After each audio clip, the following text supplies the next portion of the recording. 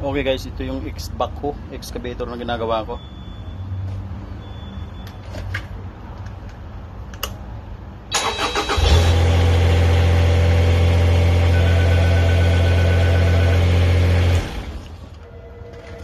Dati wala siyang retract. So kailangan ko yung yung linya niya para bumalik siya at magbukas yung itong track niya. So tinisting ko welding siya. So paganahin ko na ngayon.